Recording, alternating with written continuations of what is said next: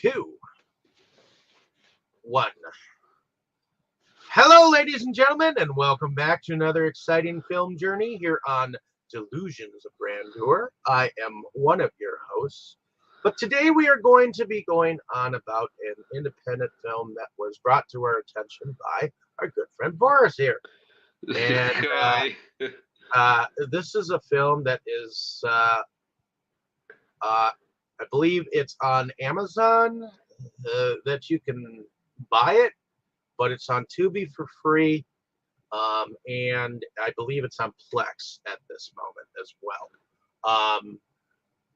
But I know I watched it on Tubi with Tammy. You found it on a different link, which I guess is good for it or bad. I don't know. But it's well, why don't you tell us a little bit about the film and how and why you wanted to talk about Yeah, so the movie I picked this time was yet another one that no one ever heard of, probably. It's called Beneath the Black Veil. From 2019, directed by Jason M. Koch, written by Jason M. Koch and Steven Biro or Biro, not sure how it's pronounced, starring Samantha Jean Kwok, Michael Acosta, and Kathleen Kenny. And it says after losing their child in a horrific accident, Aaron and Jenna's once idyllic life is turned upside down. They begin to question how a loving God could take their little boy from them. Desperate to seek revenge against God, they begin to break each of the Ten Commandments, but their desire for vengeance will be bittersweet. Now, how I discovered this movie and why I chose it, that's kind of a funny story. Uh, the movie turned out to be different from what I expected, but the thing is, the motive of a black whale has recently been kind of an inner meme between me and my local friends. It's got something to do with my unpublished novels and some anecdotes revolving around that. Now, that's a little bit of a long story. If you want to hear, I can say more, but it might go a little off topic. it. So Well, we have gone off topic before, so I'm sure we won't mind a little bit of an interlude. okay. So the thing is, you all have heard of my novels Total Evil based on the independent horror movie The Seekers, right? Right. So after the first two Total Evil books were written, in fact, even before they were written, I kind of had an image in my mind of Total Evil, the protagonist of my novel, wearing a translucent black cloak and looking all mysterious and alluring. But in the first novel, I didn't really have any scene where I could include that and make it a part of the plot. But an online friend of mine who is into 3D modeling and things like that, she created a picture of what I imagined of Tota wearing that translucent black hooded cloak. But then later on, when I came up with the idea for a sequel, I included a few scenes with that. But it still actually wasn't. It wasn't very plot relevant. There were a few scenes with it, and that's it. But it eventually became, as I said, like an inner meme among my local friends. When on one occasion I was giving two of my friends a ride home, uh, and this one of those friends she believes herself to have some witch blood, and witchcraft runs in her family. At least that's what she believes. And she says that she can see entities around us that normal people cannot see. And on that one occasion, it was, I remember, September 6th, 2022. I was giving her and another friend a ride home, and during the drive, she was saying that she was seeing some dark figure in the back seat next to this other friend of ours. And when we left him at home, she said that dark figure left along with him. And then we drove further. I left her at her place as well, and I returned home. And I started texting with this guy we had left at home first. And we were talking about something random, and all of a sudden he asked me, "Hey, does Tota possibly wear a black veil anywhere in your story?" And I was really surprised. He suddenly mentioned Tota, as we weren't talking about her, and usually it's me who starts rambling about my novels, not other people. So I said, well, not quite a black whale, but she did wear something similar, a translucent black hooded cloak. Why do you ask? And he said he had just spoken with this witch girl, and she told him that after we left him at home and after his dark figure left with him, that she, as we continued to drive further, she saw another dark figure in my car, a woman with a black veil. And that was an interesting coincidence because earlier during the drive, when she was saying that she saw a black figure with this other friend of ours, it crossed my mind to say as a joke, "Don't worry, Tota is with us. She will keep us safe." And that was just a thought that crossed my mind, but I didn't even end up saying it because I don't know. I responded to something else, and the moment was gone. But yeah, it was a thought that crossed my mind to say Tota is with us. Don't worry, we are safe. And then later on, she actually saw a woman with a black veil in my car. So that was that was kind of mind blowing. And then I showed her those pictures that my online friend made of Tota in a black cloak, and I asked her, "That woman in a black veil you saw in the car, did she possibly look any bit like this?" And she said, "Well, yes, quite similar."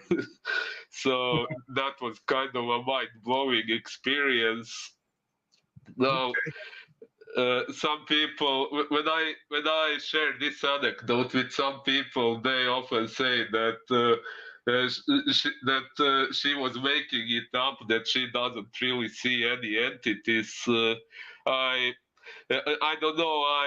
I believe that she at least believes in what she is saying, but even in case it's not true, I still find it a mind-blowing coincidence because, like I said, there was this moment when I thought Tota is with us, but I didn't say it, and then this girl mentioned seeing a woman with a black veil, so. Uh, that was And we didn't kind of a, exactly see a woman with a black veil in this movie, did we? no, we didn't actually. That was kind of the disappointment for me. I was kind of hoping to see something like that. Now I'm looking on IMDb. Actually, on the promo poster on IMDb, the female protagonist of the movie does appear with a black veil, but in the movie itself, we never see that. Uh, but yeah, since then, like I said, the motif of a black whale became like an inner meme among my local friends. So it recently just crossed my mind to see if there were any horror movies involving black whales, and I found this one. And the description on IMDb sounded interesting, but oh well, it didn't turn out quite as we expected. Nope. So, what's the uh, first impressions then? yeah, uh, okay. Uh, Tammy, will you go first? Well, of course, it was my first time watching it. I found it kind of confusing because it seemed to bounce all over the place. Um, it was kind of slow. That staccato. Huh? Staccato. I found it kind of slow. Ah, I don't know what you're talking about. staccato. I It's technically a music term where it's choppy. Oh, ah, I makes sense. I guess I was meaning that the movie itself was kind of slow, but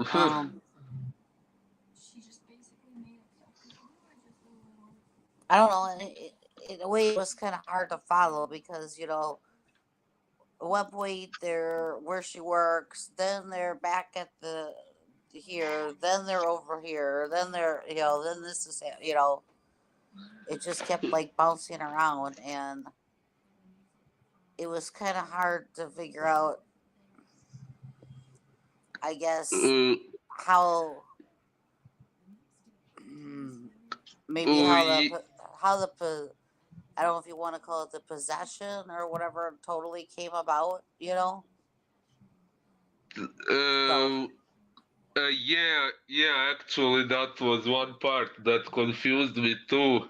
Also, IMDb says something about breaking the Ten Commandments, and the movie really doesn't put that much focus on the commandments. It actually doesn't mention them at all. it does. It actually shows the Ah, husband that he had written them out. oh yeah, yeah, there is one moment like that. But Uh, it's kind of like I guess how do you throw the Holy Bible into this and the Ten Commandments, and then she's somehow gets possessed? It's just I don't know. How do you It's get almost like he's a uh, succubus of some sort, in a sense. but how do you get this out of the Holy Bible? You know what I mean? It's just Uh, yeah, actually, the husband was started drawing those sigils or something like that. That's not from the Bible, most certainly. Maybe from some demonology book or something, but not from but the they weren't Bible. showing that. They just kept showing the Bible. It kept showing that they were looking at the Bible. Yeah, yeah, that was strange.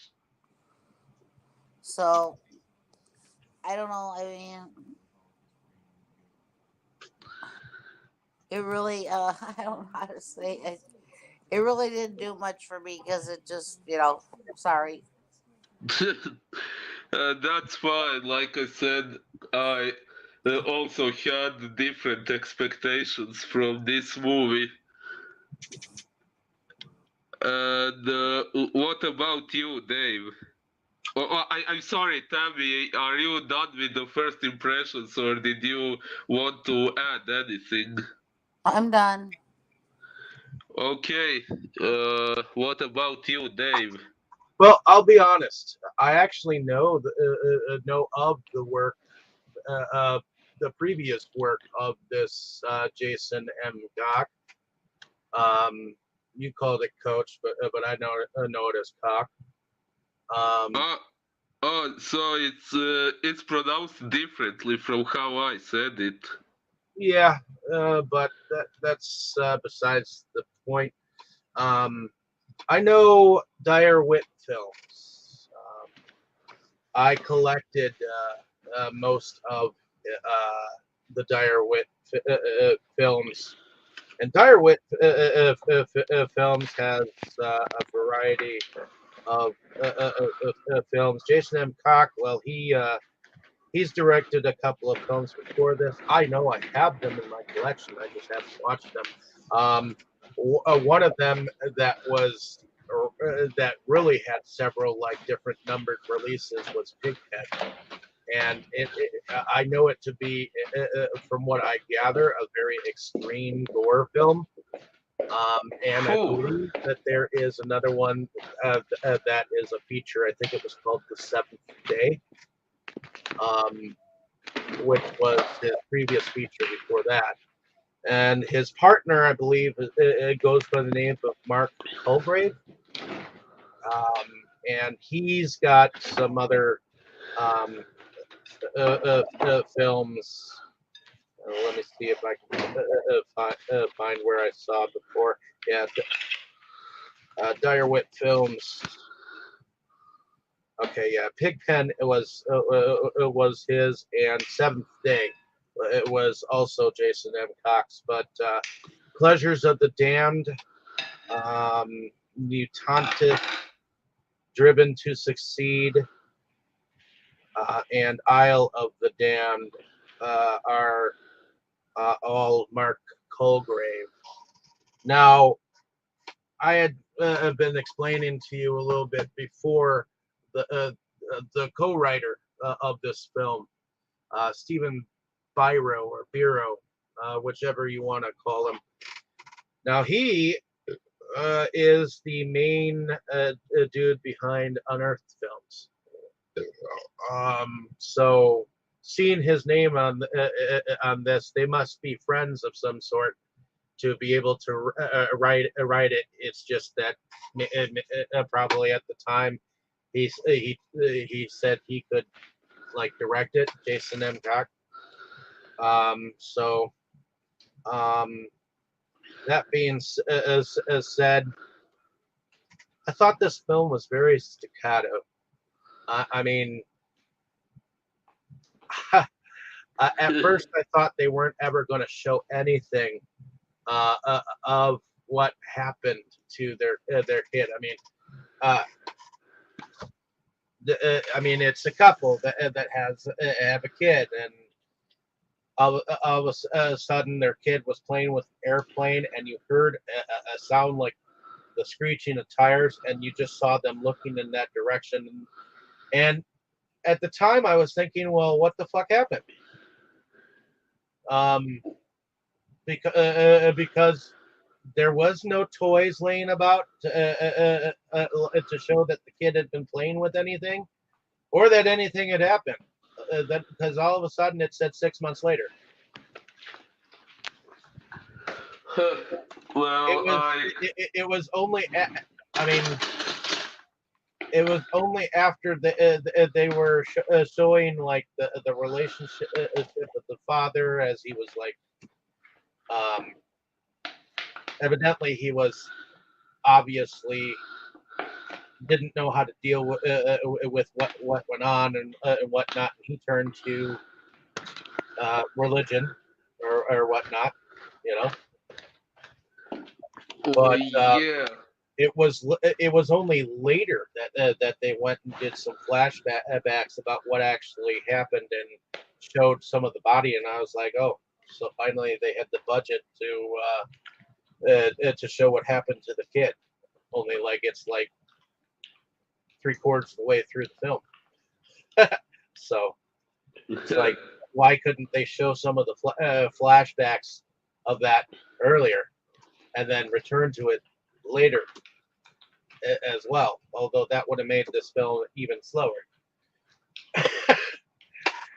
Because I agree, the pacing is really, really slow. Slow to the point that it could put one to sleep. Now I'm not exactly sure what the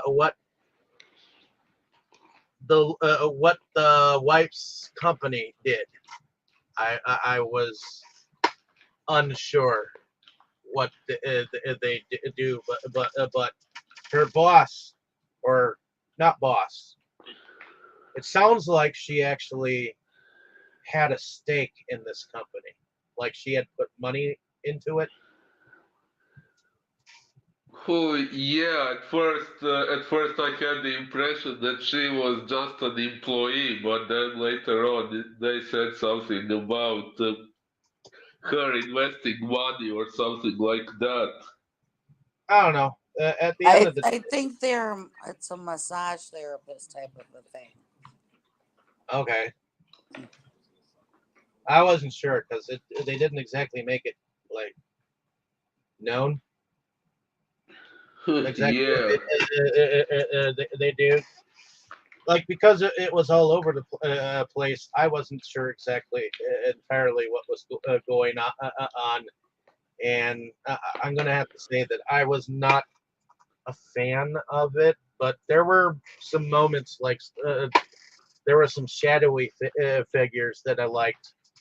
Um, like later on, like I realized that there was some talent where they showed a shadowy figure in a hood at using some shadows and whatnot, and evidently some like fast forwarding, so that it could look like kind of like specterish almost. But I Oh feel like yeah, we the film at the end of the day was trying too hard to be artsy, and and so trying to be artsy, they were not artsy. So I more don't like know. fartsy. Yeah, more. Yeah. Okay, you said it, but Sorry. it uh, it definitely didn't impress me much. So um, at the end of the day, I guess I'm neutral because there were some things I liked. I could tell that there were some actors and actresses that knew how to act, but at the end of the day, the wife was just long legs and probably the better actress out of all of them, and maybe the partner too. I think he acted the way he was supposed to act. I mean, a little pervy. Um, so I guess that's how I feel. So Boris, was this the first time watch for you? Yes, yes, it was the first time. And what I were your thoughts already on I already explained how I discovered it and why I wanted to watch it and do it here in this discussion. And my first impressions, uh, since it's an independent movie, I generally, when it comes to independent movies, I try not to be too judgmental because I know independent filmmakers usually do the best they can with what they have available. But in this case, I don't know. I really expected more. Like I know in indie horror movies, you cannot expect very good special effects and stuff like that. But at least you should be able to expect them to make up for the technical flaws with a really good storyline, which unfortunately we didn't get in this movie. Generally, as a writer, I pay more attention to the story than to the technical quality. I'm usually tolerant to technical flaws and stuff like that, but I do appreciate well-written plots and stories, and unfortunately, we didn't get this here. Uh, I almost feel like this is like an abstract thought the entire film. Like we didn't get an entire story, you know. Yeah, yeah, pretty much. Like what we see is this couple going more and more insane as a result of the loss of their son. Like the husband is turning is more and more to religion, while the wife is becoming more and more aggressive and eventually starts killing people, which from a psychological point of view somewhat makes sense, but doesn't explain how she eventually turned into a demon. Well, I feel like the director was trying to make it part slasher and part supernatural, and didn't know which direction they wanted to go. Yeah. Because the Yeah. because the way you make it sound when before you even got into to the movie, it made it the movie itself, the way it's described, um, makes it seem like the child will like become some demonic like thing or whatnot, you know. Oh, wait, sorry. How does what part of the description made you think the child was going to become something demonic? Well, that's the way it seems to me. I mean, it says after losing their child in a horrific accident, uh, their life is turned upside down. They question how a loving God could take their boy from them. So desperate to seek some revenge. Their, I mean, it alludes to something happened to them because of their child. So I was assuming something supernatural uh, in the whole process, but it ended up being more of a slasher, and the religious stuff just ended up being like a side thing to almost kind of like distract you from what was going on. Well, more or less. Although at the very beginning we do see a female character get attacked by some demonic entity, but we don't really know what that's all about until later in the movie. Well, yeah. So why Uh, don't you bring us into the plot? yeah, so like I said, at the very beginning, we see this ambiguous scene of a woman getting attacked by some dark figure, uh, but then for quite a while until near the end of the movie, we don't really know what that was all about. After that scene, we get this main couple with their child, and as you have already said, the child runs into the street. You hear car brakes, and the parents come out and stare in horror at what happened. We don't see what happened, but since I had read a plot on the synopsis on IMDb, I knew what happened. I knew the child was dead. And then, yeah, we see what's happening 6 months later. They are still badly depressed about their child's death. And we also hear about the legal process going on against this driver who ran over the child. Uh, Apparently, in this legal process, there is a chance of the driver walking free because apparently the child ran out into the street, onto the road in front of the car, and the driver couldn't really do much to avoid hitting him. Well, Uh, we learned that later.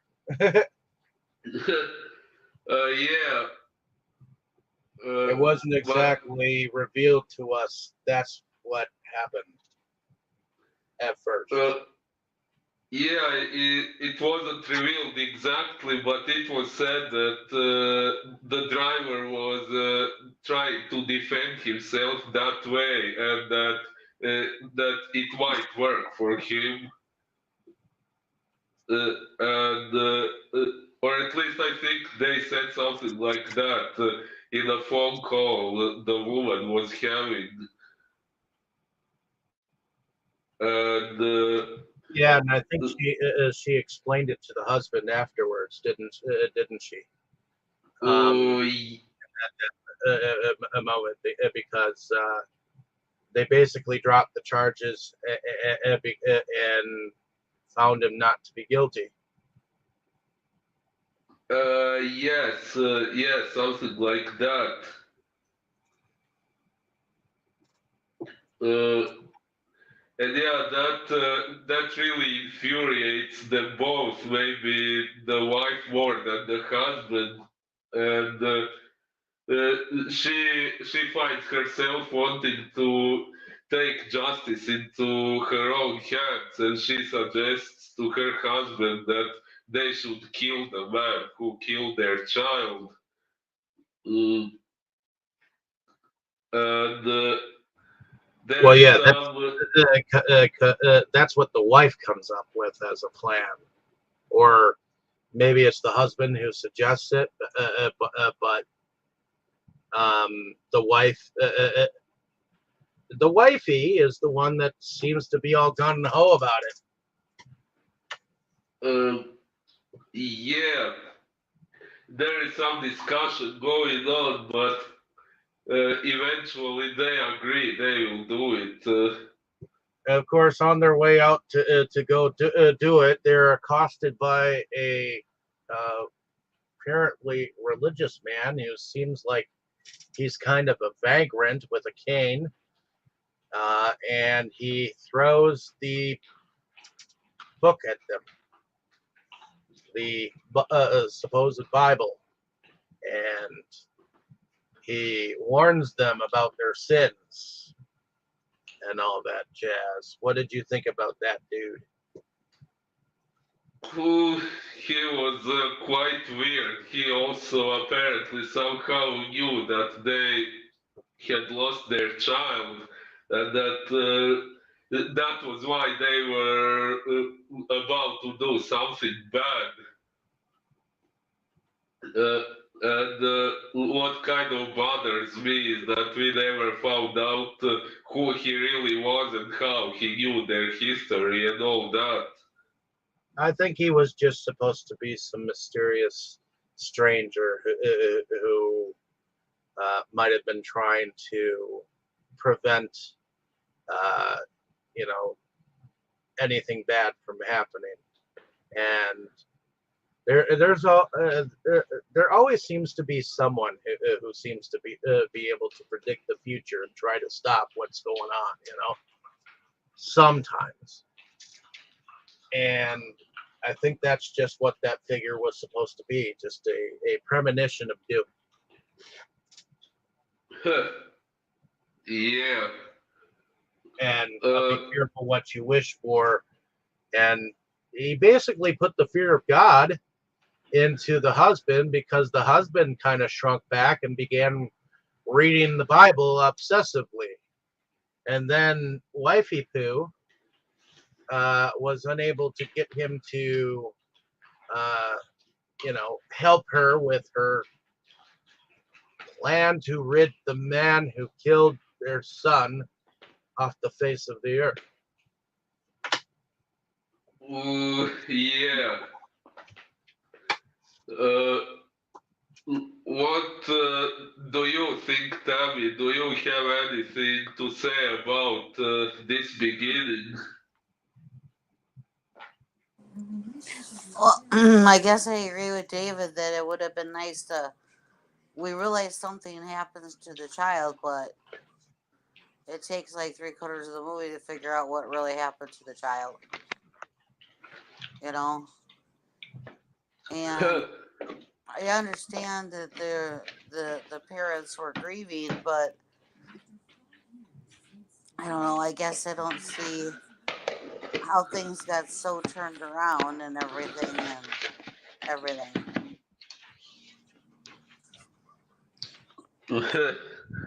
Yeah. So, uh, yeah, and is it somewhere around this time that we start seeing the events of the woman's job? Well, yeah. Apparently, the woman's job. Well, there appears to be a.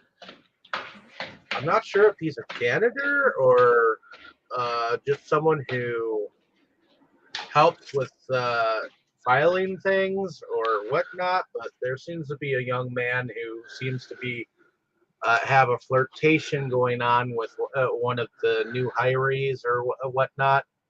And at at first, he's kind of like annoyed that he has to go and work with her because she keeps making oogly eyes at him and flirting with him. But then he seems like kind of okay with it, like later on, and trying to like have a relationship with this woman. Um, but apparently, there's a very well-known celebrity that seems to want to work with them, and um, the one guy, he's like all like trying to say that they need to make this client happy. And apparently she comes in with her agent and all that jazz, and that's why I'm curious about what they actually do as a job, because the way the way they come in and the way they're talking, it almost feels like this is a fashion uh, agency. Yeah, or something with magazines or something like that. I think there was a magazine cover that went badly wrong eventually. Well, yeah, Uh, and I'm not exactly sure what went wrong there. Somebody messed up and messed up the whole thing. Also, there was something going on with the uh, uh, co uh, company guy. He had her sign uh, the funds that they had over to him, and I think funds went missing from the account, and she wanted her money back later on. Um, Also, um, not sure how to describe this, but she kept going back home and yelling at her husband for reading and being in their son's room and getting all strange and stuff. She obviously doesn't believe in God at all. And in fact, she takes the book away from him. And I guess she eventually starts to read it a little bit, but I think she has conflicting feelings about how she feels and all that jazz. What do you think, Boris? uh, yeah, I think maybe she does believe that God exists, but that he doesn't care about them or their child. And Uh, then there was a moment where it seemed like she was like masturbating to Jesus Christ dying on the cross. uh, Actually, wait, was she masturbating? Actually, it looked more like she had a dream about giving him a blow job on the cross or something like that. Yeah, but in reality, she had her hand down there where the sun don't shine while she was having the dream. So, Ah, huh. but yeah, she appeared to be giving Jesus Christ a blowjob or whatnot, and I don't know exactly what happened after that, but evidently she went through some kind of transformation and became some kind of monster in the end. But let's see. Okay, so there was two employees that were having or fraternizing at work. That she took the guy in the bathroom and strangled him. Oh, oh yeah, yeah. She eventually did and took his wristwatch. Correct. And then I think the next person ended up being the one girl that the one guy was like wanting a relationship with, and she killed her. And then she ran down. I think she somehow ran down the the guy I thought was her boss, but it ended up being her um, co-owner of the place. Apparently, something like that. Yeah, well, she killed him too. Uh, yeah, and during those killings, we actually never saw the killer's face, which was, I guess, intended to make us question whether it was really her who is killing those people or if it would eventually turn out to be someone else. But no, it was her after all. Okay, and then I think we forgot to mention the wifey poo's best friend.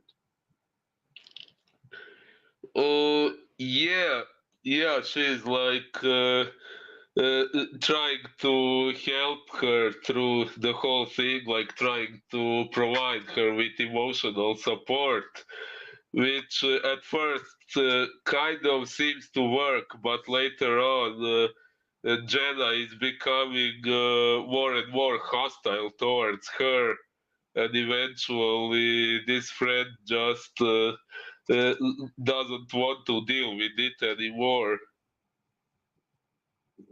Well, and eventually the best friend she shows up at their home, and I think she's on the lookout for her husband or whatnot,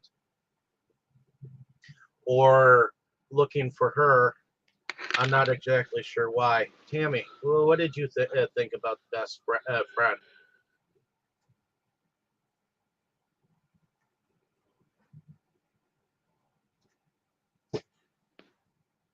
Tammy,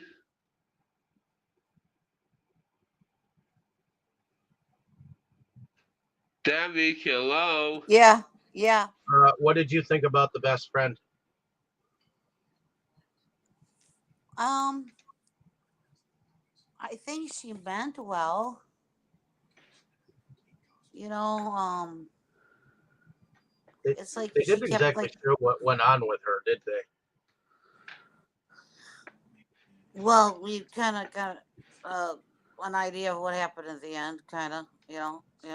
But anyways, yeah, Uh, I think the best friend meant well, and I think she was really, was really trying to be there for her. It's, and I think she, like when we are on that one hike, I think she was trying to talk about things other than things that were going on with her to distract her. Like I said, I think she really was trying to do, be be helpful, but it just, everything she was trying was not working out the way, you know, that way. uh, indeed. And I'm thinking that since the wife wasn't getting any sexual shit from the husband, is why she was going after the young dude, and that's why she killed the one girl, so that she could have a relation, a sexcapade with him. Um, which I think that kind of happens, doesn't it? Where Uh, she y- actually does have sex with him and then like leaves him dead. I think so, Yeah, at but the hotel. Yes. Yeah, actually, I didn't get the impression that she did it because she wasn't getting sex from her husband, but more because she wanted to break the Ten Commandments. At least that's what IMDb says. And one of the commandments is not to commit adultery. So I guess that's why she wanted to have sex with someone other than her husband. well, At it least wasn't that's exactly spelled out that they were, or that she was committing all the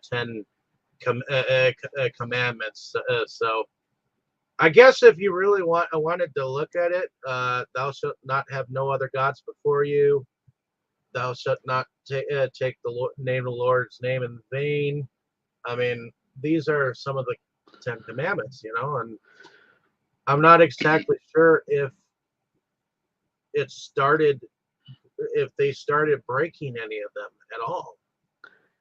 Uh, uh yeah, we didn't see, like I said, we didn't see them put much emphasis on breaking each commandment in particular.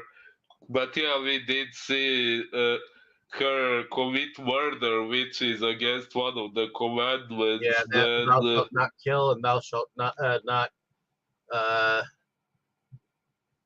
uh, commit adultery. yes, there is also about stealing and lying, and she did both those things. Yeah, but breaking Uh, only a few of them does not commit breaking Ten Commandments.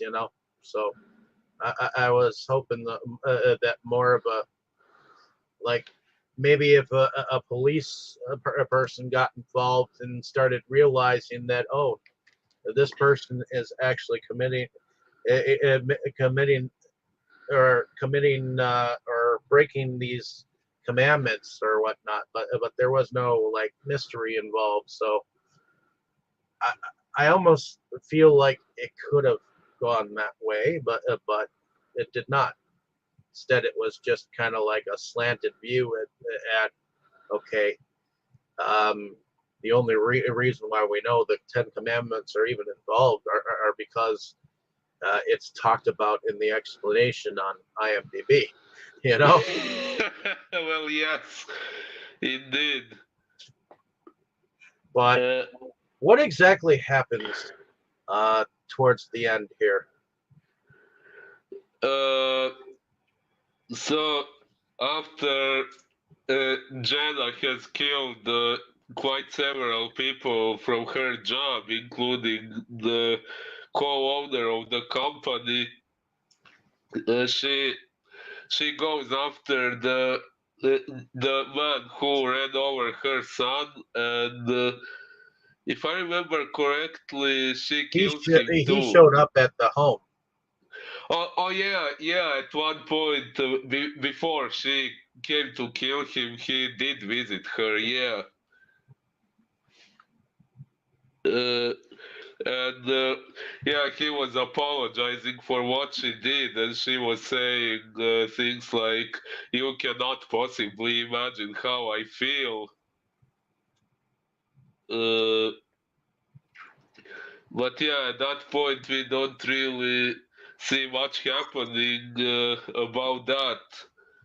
But Nope, near the she end, basically just tells him to fuck off. yeah, which at that point kind of makes sense actually.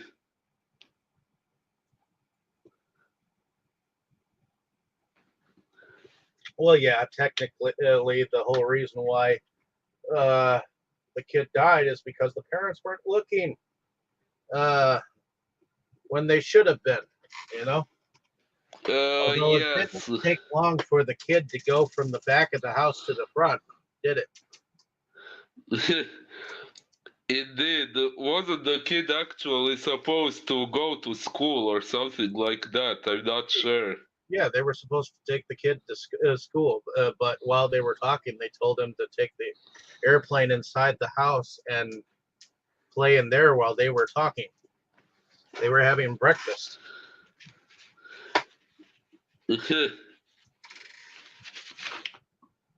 Oh yeah.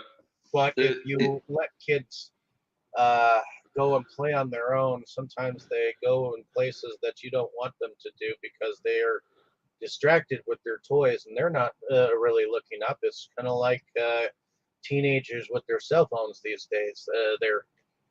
Their eyes are on their phone and yet they're walking across the street and get hit. You know, so uh, yes, I I actually heard of some incidents like that happening. Like for example, kids doing dangerous stuff while playing that Pokemon Go game, and bad things happening. but in any case, what happens next? Uh, after after this man visits her at home, you mean? Yep. Oh, let me try to find that. I uh, I have the movie right here. Oh, actually, I'm. Oh, is it here? Yeah. Uh, After that scene, what happens next? Uh, I'm not we exactly see. sure what happens next. That's We where see a police car, which I guess implies that she is being suspected of the murders happening around. But yeah, we don't see much of that. But yeah, then we see her at work being informed about the first guy's death. The other deaths have not happened yet. But yeah, we see more of the co-owner being an asshole, kind of foreshadowing that she's going to snap and kill him eventually too. well, yeah. I think she figures out that somebody emptied the accounts. Somebody photoshopped the celebrity with some. I don't remember exactly what happened per se that made the agent and the celebrity leave. But whatever happened, it was it insulted both of them, and they basically said that they were going to sue. uh, yes, There was something with some photos or whatever. So, and they yeah, blamed it, and they were blaming the other worker for doing the photos because the worker was so gaga over the celebrity. So, uh, yeah, actually, I have just checked that scene. There was like magazine cover or something like that with with this celebrity's photo and a caption saying "Black cocks matter."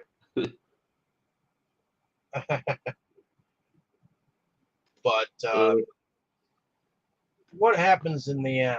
Though, Tammy, you said you were going to re-watch the ending. What happened in the whew. she turned into a totally looking demon thing and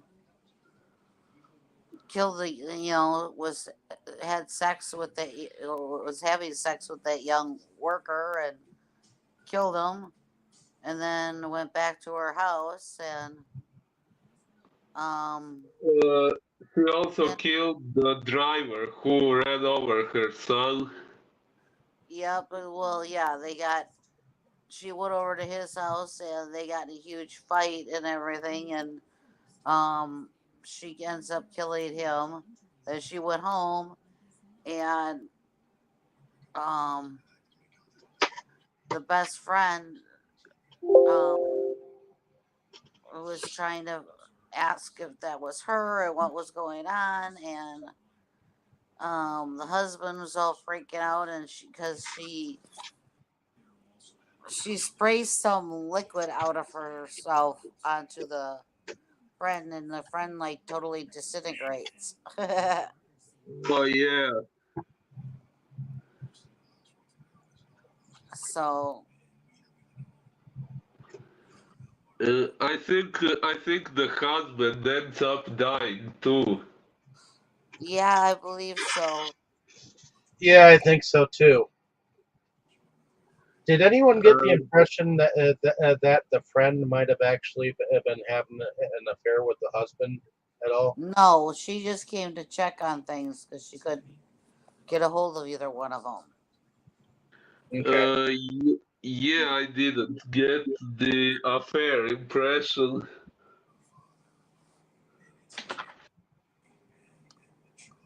okay. So she just ended up turning into this demonic thing because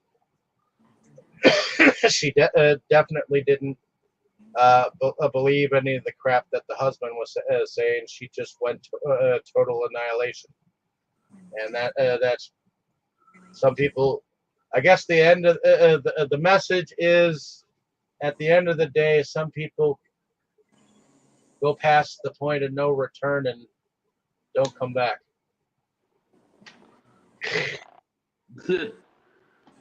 I guess. Maybe she But sold her soul to enact revenge. I Maybe. guess. But Like uh, maybe she went down to the crossroads and was like, okay, um, I can't deal with the way my husband's dealing with shit, and I'm not getting any relationship from him. I feel emptiness because my kid's dead. And I definitely don't believe in God. So I'm gonna sell my soul and enact revenge. Just continue being a demon. yeah, but I found that part kind of confusing because when she was arguing with the husband about religion, she seemed more like atheist, like she didn't care about that stuff at all. And we, Correct. Although it seemed like she was somewhat thinking about reading what her husband was reading at one point. uh, yeah, yeah. Oh, there was also a moment when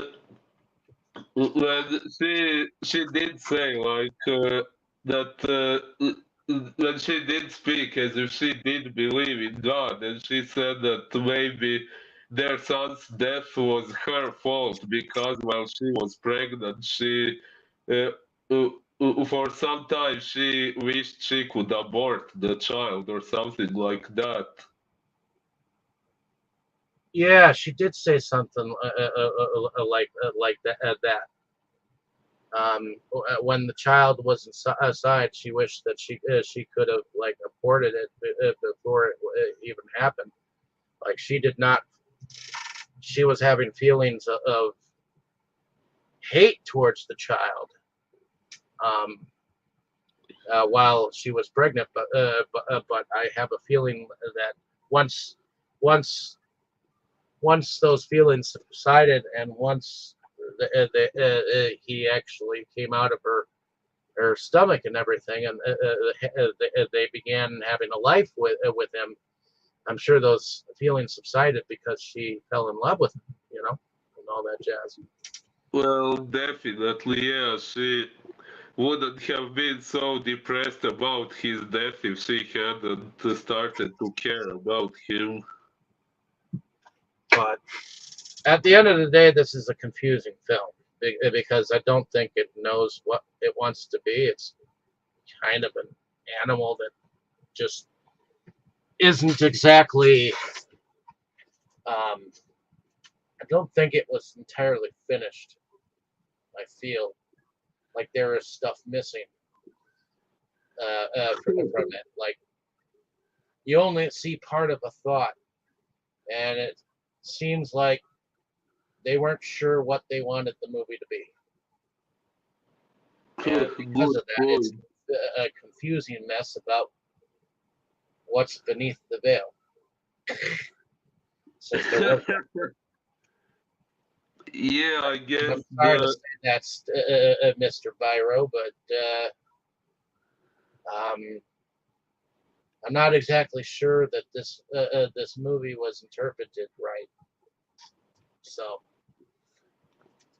uh, yeah, and we didn't find out who were those inhuman figures who appeared at the very end when after she killed the husband and the best friend and ran away in that demonic form. We saw those not quite human looking people and we didn't find out who they actually were or what they wanted. no clue. Maybe they were just other demons. Maybe.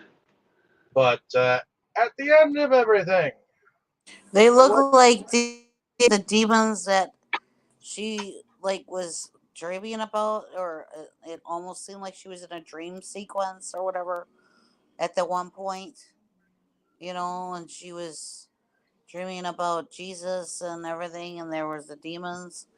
That's what they kind of looked like. I don't know. Huh. Well, yeah.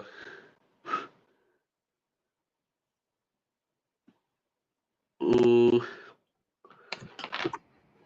All right. So at well, the end of everything, what did we think about the production overall? Boris, why don't you start since you brought this to the table? well, since it's an independent movie, I actually think the production was not really that bad. This demonic figure actually looked fairly good, and the scene with Jesus on the cross was also rather well done in terms of the wounds and stuff like that. It looked fairly realistic, I would even say. Once they finally showed the accident and everything, I do think that whoever did the special effects actually did a good job. Well, yeah. When it comes to the bloodiness and the gore and the Jesus Christ scene, I agree. The special effects were spot. I have nothing against the special effects. Let's just put it that way. It's the It, storyline that I have a problem with. But go ahead, Boris. Continue. uh, well, actually, I think I mentioned. Oh, yeah, and of course the murder scenes, the blood and stuff in those scenes was done well enough too. Okay. Uh, Is that pretty much it then for production from you? I think so. Okay. What about you, Tammy? I think I basically agree with you, David, that the effects I thought were pretty decent, but yeah, the storyline and how it was all over the place and everything was, yeah, that part wasn't good, but the actual effects were pretty decent. So Yeah.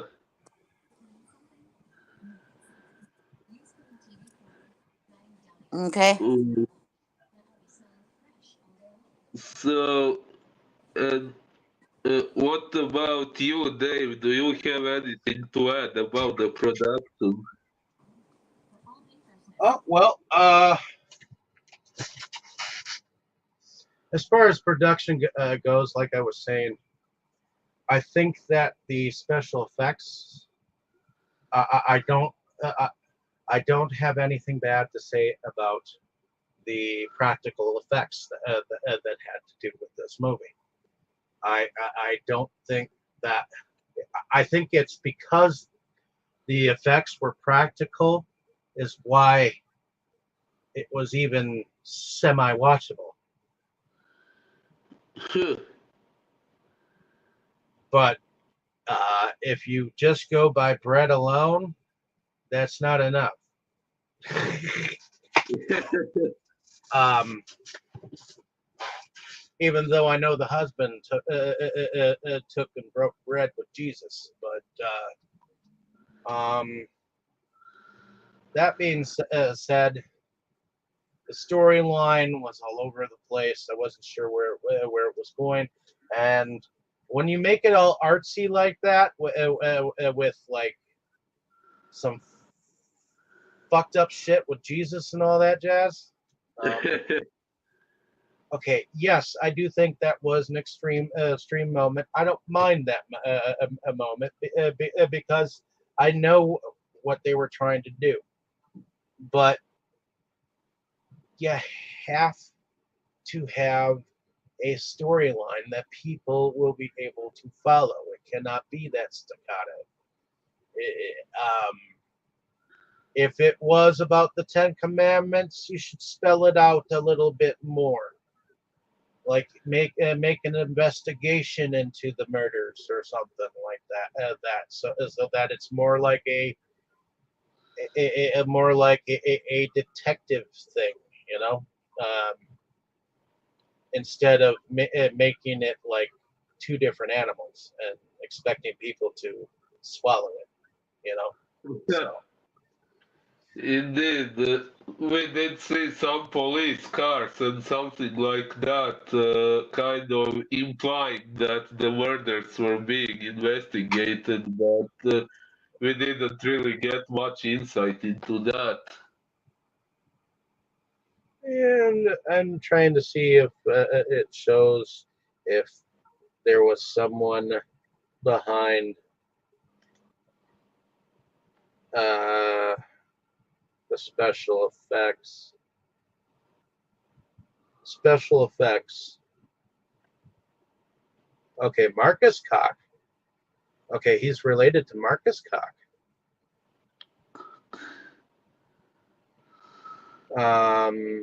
But I guess the creature design was by Jason. Marcus Coch was on the special effects crew. Scotty Fields, Jeremiah Cruz was a special effects prop builder. Callie Brown was a special effects supervisor. Chris Marchwinski was a painter.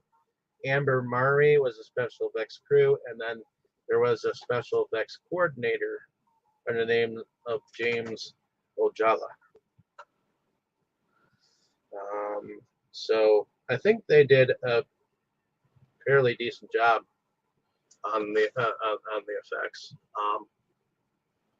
Other than that, let's see what music brings about. Uh, The music According was to the done by Paul Joyce, and okay, I guess the oh okay, I know some of the work that okay, so they were the composer behind Pigpen, Driven to Succeed, Mutantis, Seventh Day, Father's Day, which is a trauma film. and Huh. composer for Isle of the Damned.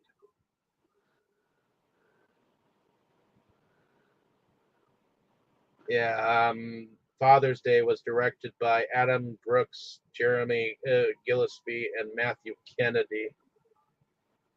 Um, but yeah, what did y'all think about the music?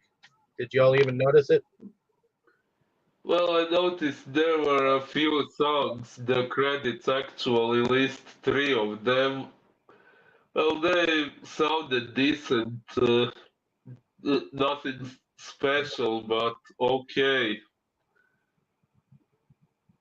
Uh, what do you both think?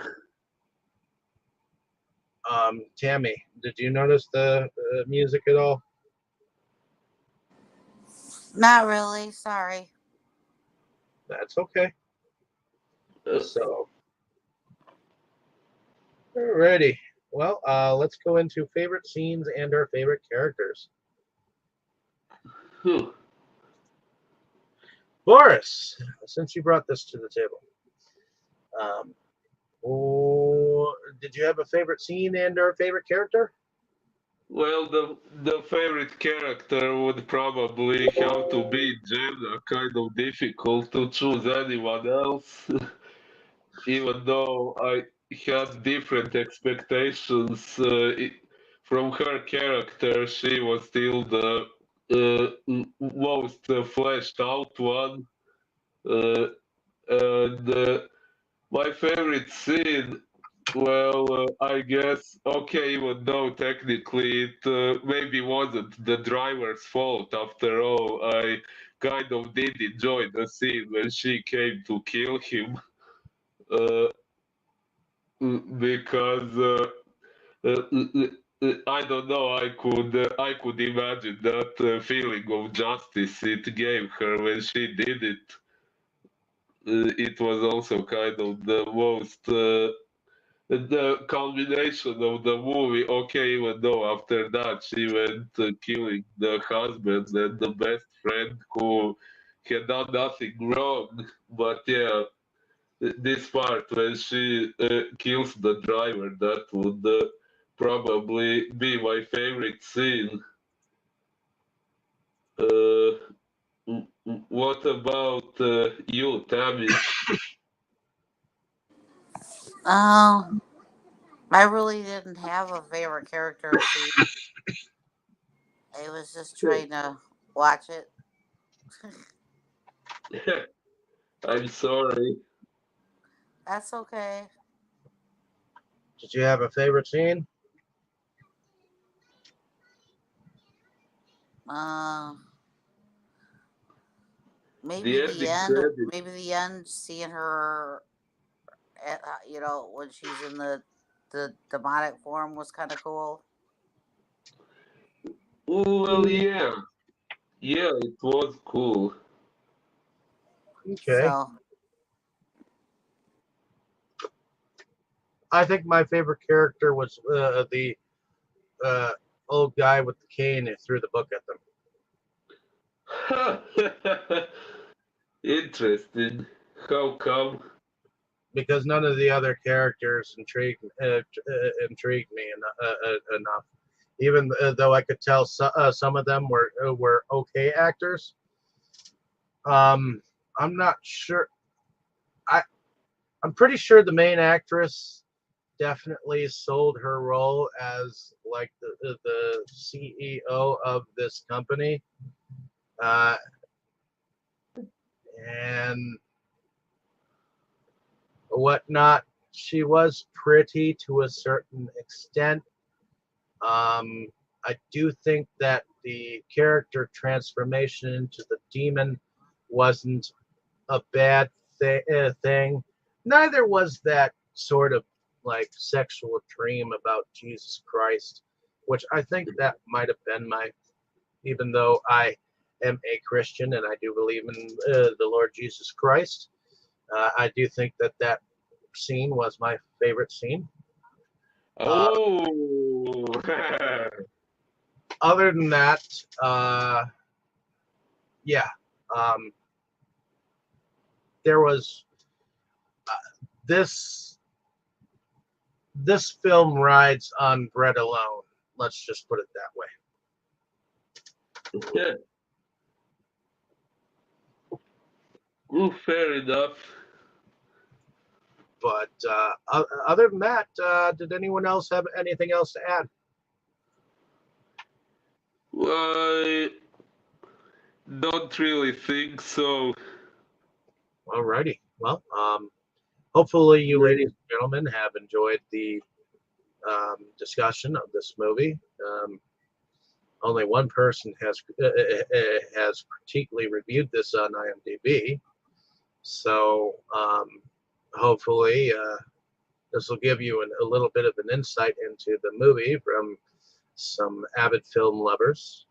So hopefully you get a chance to see the movie. I believe in the fact that all movies should be seen or unseen for that matter. But I'll leave you guys up to decide what your thoughts on the movie are, and let us know down in the comments, so that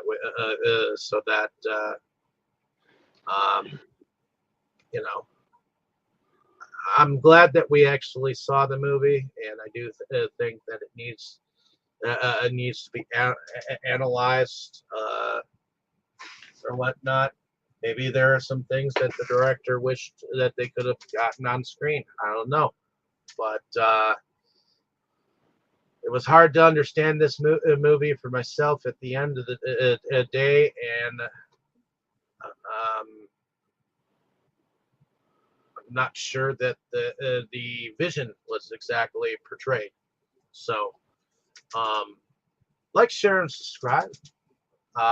Tammy, have you chosen what movie that you want us to discuss next week? Eight-legged freaks. Eight-legged freaks. Okay. So Eight-legged freaks. Let's yep. see. So look out for a discussion on that movie next week, and we'll see y'all later here on Delusions of Grandeur. Thank you so much for listening, and hopefully we'll give that movie a good discussion. So thanks for listening, and have a great day or evening wherever you are. Everyone say good night. Good night. Good night, everyone.